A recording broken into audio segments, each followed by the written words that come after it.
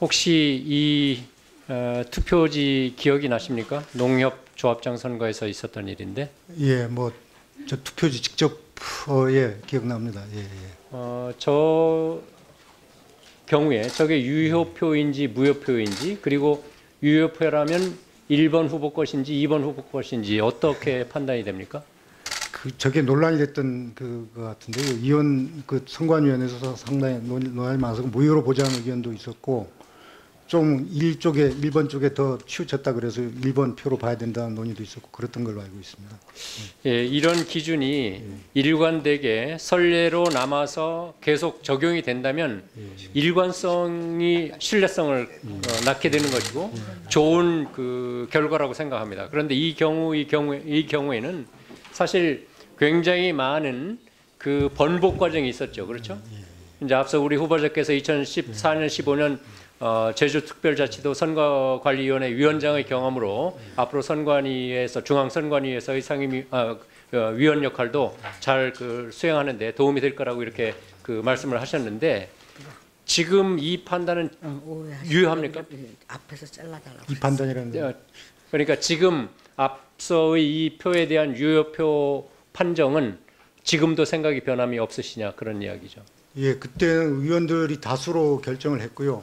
저 의견과 좀 달랐었던 걸로 기억합니다. 근데 저는 그게 딱히 뭐 정해진 게 없기 때문에 그래 다수 의원들이 찬성한 쪽으로 갔었습니다. 예. 어쨌든 이제 제주도 선관위는 하급 선관위에 대한 관리 감독의 책임이 분명히 있는 것이고, 이제 최종적으로 이렇게 제주도 선관위가 판단은 했지만 하여튼 이 하급 선관위에서는 굉장히 오락가락하는 그런 과정을 거쳤었습니다. 그렇죠? 예, 그런 부분에서 선관위 위원장으로 계셨을 때 좀 더 일관성 있는, 그리고 하급 선관위에 대한 관리 감독이 좀 더 철저했으면 하는 그런 아쉬움은 있는데 어떻습니까? 네, 좀 미진한 점이 있었으면 송구스럽게 생각합니다. 근데 그게 각 선관위마다 그게 또 독자적인 또 견해가 있을 수 있어서 네네, 그렇게 하다 보니까 그렇겠습니다. 앞서 존경하는 소병훈 의원님께서 지적한 내용입니다. 각급 선관위에서의 유권 해석이 상당히 제각각이다. 그러니까 후보자들은 정말 조그만 사소한 하나라도 나중에 문제가 될 소지를 없애기 위해서 굉장히 귀찮을 정도로 질문한다고 생각합니다. 의견을 구하는 거죠. 그러면 이제 이 경우에 보면은 이제 김 예비 후보가 유부초밥을 준비했다는 거죠. 그러니까 덕양구 선관위에서 유부초밥은 안 된다. 공직선거법에 김밥으로 이제 나와 있다. 그래서 갑자기 유부초밥에 김밥을 말아서 돌렸다는 것 아닙니까? 그러면서 김 예비 후보는 아니 다른 개소식에는 김치의 편육까지 나오기도 하는데 이렇게 경직적으로 해석을 하느냐, 이런 불만을 제기한 사례가 분명히 있고요.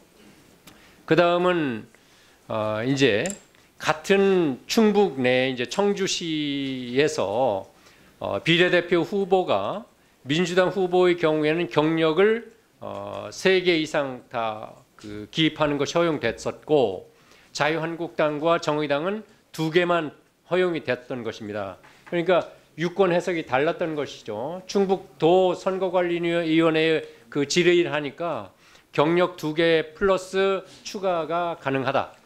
반면에 이제 청주시 선관위에 이제 질의를 하니까, 상당구 선거관리위원회 질의를 하니까 후보자 명부상 경력만 기재가 가능하다. 그런데 후보자 명부상에는 2개만 이제 들어있는 거죠. 이러면서 실질적으로 불공정했다, 이런 사례가 있는데, 앞으로 이 부분에 대해서 어떤 좀 더 해석이 정말 전국적인 통일이 가능하면 좋겠지만은 쉽지는 않겠죠. 그것을 최소화할 수 있는 어떤 노력이 뭐가 있겠습니까? 기본적으로는 제 생각은 선거법이 너무 복잡하게 되어 있고 그게 포괄적 규제, 포지티브 시스템으로 돼 있어서 그거를 대폭 그냥 허용하고 규제할 것만을 이제 선별해서 나열해서 이렇게 하는 네거티브 시스템으로 가는 게 옳지 않을까 싶고요.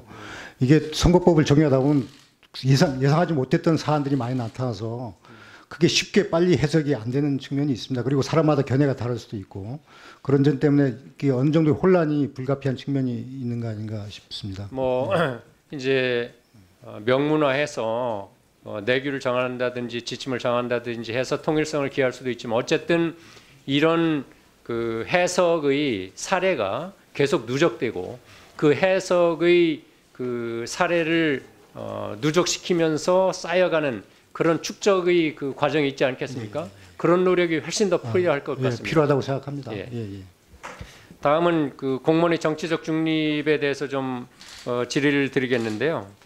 이제 공무원 교사의 정치 활동의 자유는 어느 정도 허용할 필요가 있다고 생각되지만 공무원은 헌법상 정치적 중립 의무가 있고 교사의 경우 교육과 정치는 분리될 필요성이 있다는 점에서 그 허용 여부 및 범위는 신중한 검토가 필요하다고 생각한다. 뭐 상당히 그래도 균형을 취하려는 그런 자세는 보입니다. 그렇다면 중앙선거관리위원회에서 만약에 공무원 노동조합을 우리가 그 결성하자는 그런 움직임이 있다든지 하면은 그 경우는 어떤 입장을 취하시겠습니까? 그 전에도 그런 문제가 제기됐던 걸로 알고 있습니다. 그 노동조합이 순수하게 그냥 근로조건이나 그렇게 주장하는 게 아니라 어떤 특정 정당에 편향된 주장을 할 수가 있지 않겠습니까? 예. 그런 문제 때문에 좀 신중해야 된다는 게 기본 입장인 것 같습니다. 그러니까 지금 그 후보자께서의 그 입장도 예. 중앙선거관리위원회의 예. 공무원 노동조합은 예. 좀 더 신중해야 된다. 그런 저는 입장이시라는 저는 그런 거죠. 생각을 하고 있습니다. 네. 예.